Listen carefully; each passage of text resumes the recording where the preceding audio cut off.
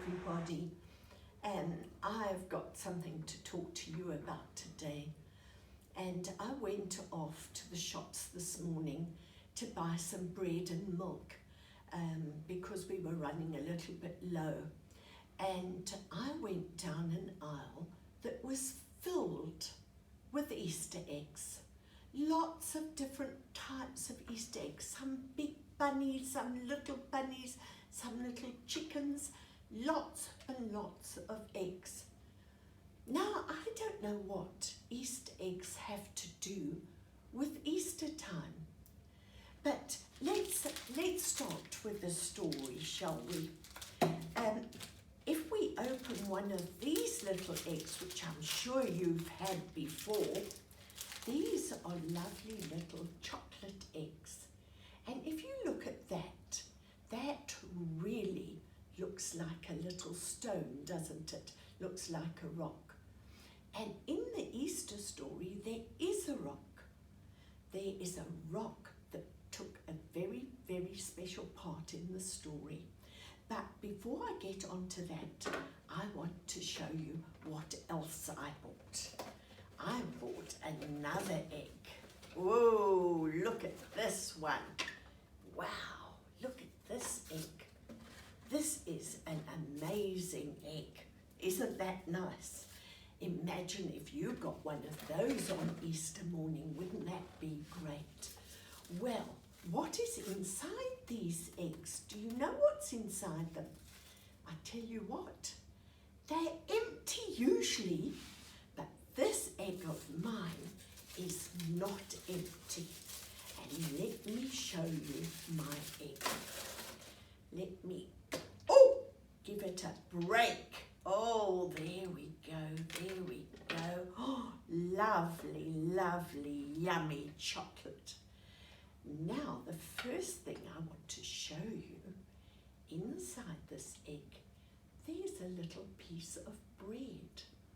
And this is part of the Easter story.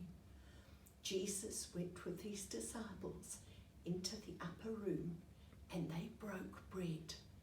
And he gave thanks and he said, "This is my body that is broken for you."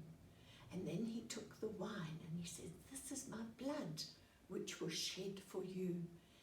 And he knew that he was going to have to die to save them from their sins. Well, Jesus said to his disciples, one of you is going to betray me. And Peter said, no, never, I will never betray you. And Jesus said, before the cock crows twice, you will deny me 3 times. And this little feather reminds me of the cock crowing. Well, what else have I got in this egg? Oh, look, I've got a coin. Now, the coin is also part of the story because Judas went off and he got hold of the leaders of the synagogues and they said, "We'll pay you 30 pieces of silver if you betray Jesus." And Jesus went to the Garden of Gethsemane and he said to his disciples, pray with me. But his disciples, they were very tired and they fell asleep. And he went back, he said, "Please, you must pray with me. I need you to pray." And later on, Judas came with those Sanhedrin and the soldiers and they arrested Jesus. And they took Jesus off and they said he called himself the King of the Jews. And they put a purple robe on him and they beat him and they took a crown of thorns and they put a crown of thorns on his head. Well, that was very sad. They took him up to a hill called Golgotha, and there they took some some nails and they nailed him to a cross. And there he died on the cross for our sins, for all of us.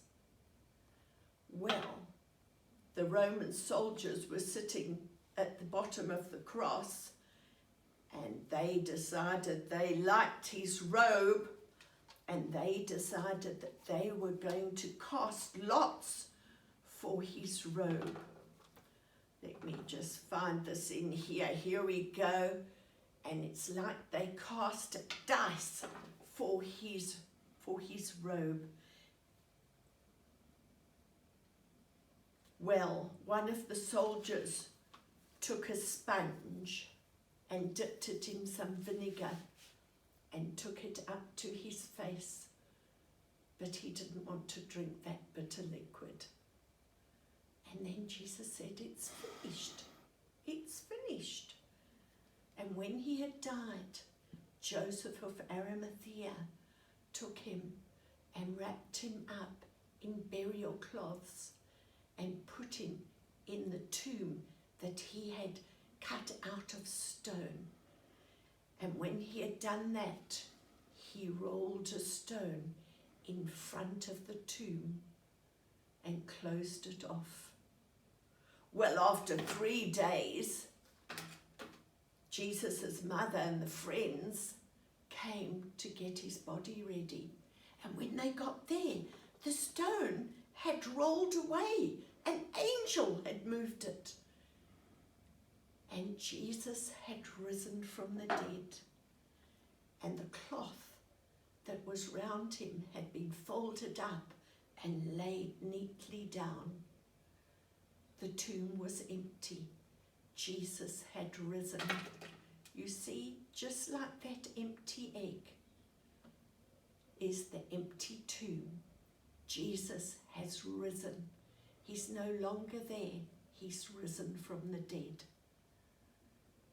Now you can invite him to come into your life and to remove your sin, wash your sin away, and we can be filled.